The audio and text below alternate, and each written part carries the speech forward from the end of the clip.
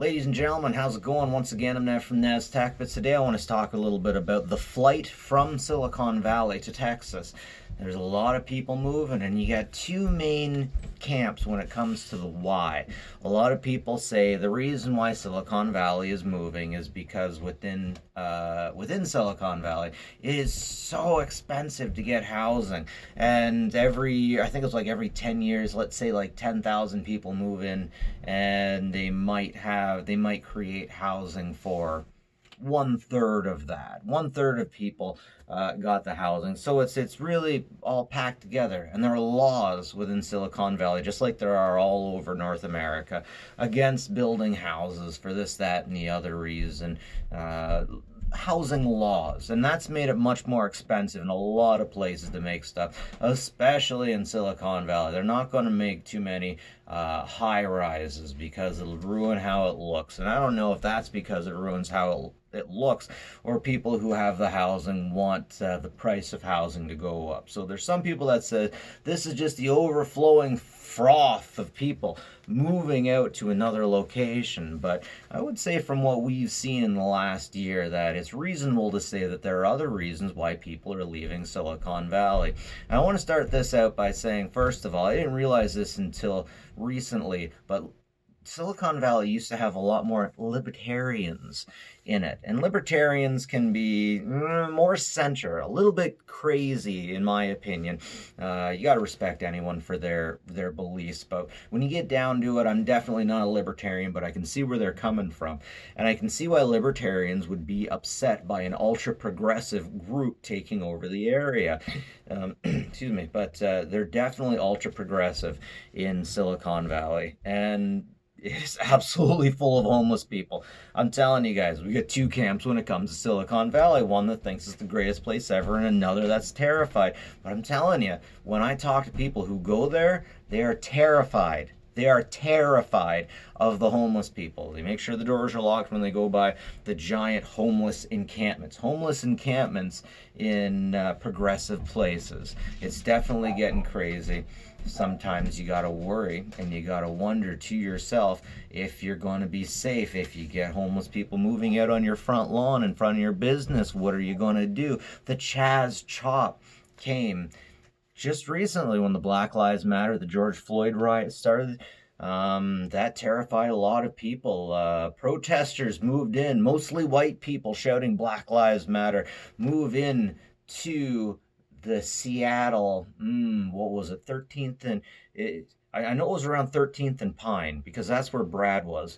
And the cops left, the mayor left. This place was occupied by protesters in the Chaz Chop area. Anyways, the Chaz was, if you the Chaz seemed to be, if you believe that this place was going to be an autonomous zone that was run by ultra progressive, and I believe it was the Chop was if you were they weren't taking over, they were just protesting, and it was all about Black Lives Matter, 100% about Black Lives Matter. And then Chaz was more about ultra progressive things like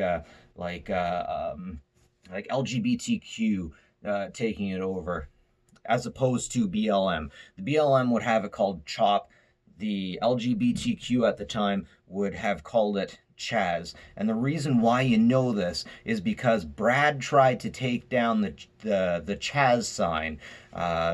Someone from the CHOP mentality mentioned he should take down the Chaz sign. And if you ever see the video of somebody trying to take down a sign, he was trying to take down the Chaz sign. So we're getting infights within these ultra progressive groups too. But ultimately, well, I want to take a step back. I've gone too far into detail with this stuff, but I want to take a step back and say this insanity that is even insane within the ultra progressives, Chaz versus Chop. This is a discussion you don't hear very often. There are a lot of people that are concerned about their high prices, about the way the government is letting protesters push them around, and with the way that things generally just are.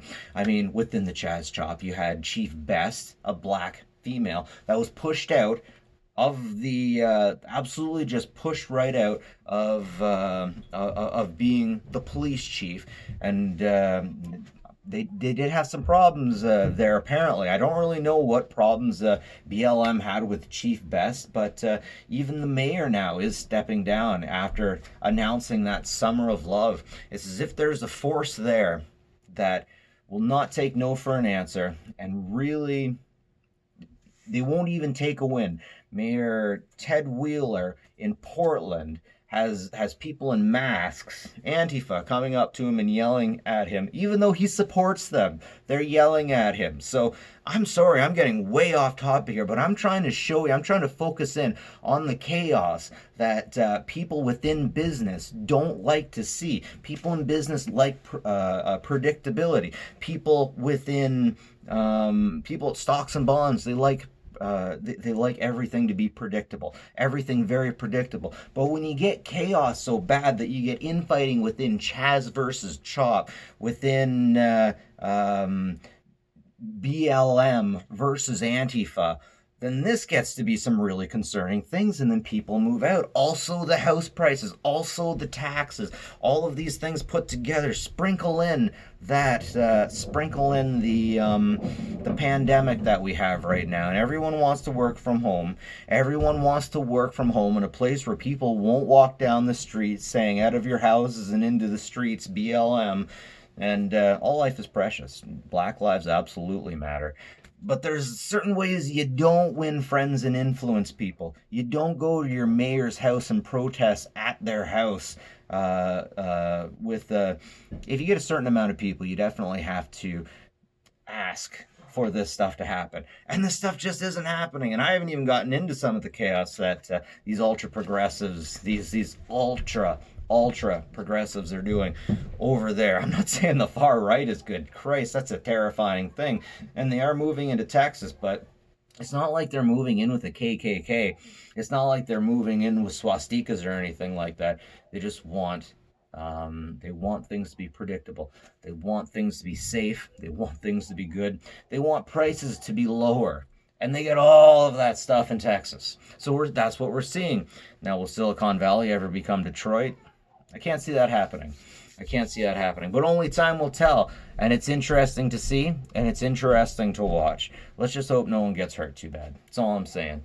But I hope things balance. I hope we find the balance in the end of this. I hope the ultra progressives find their utopia and find it in a way that won't go like communism. I hope we can all find utopia. I absolutely do. But when it comes to capitalism, I think this is the closest thing to utopia that anybody has anywhere right now, unfortunately. Hey, capitalism isn't a perfect system, but it's a lot better than the way communism is wrapped out. And let's hope this late stage capitalism is going to work out. We got our own evils in capitalism, that's for sure. But that's what's going on. Anyways, ladies and gentlemen, have a good one and take care of each other.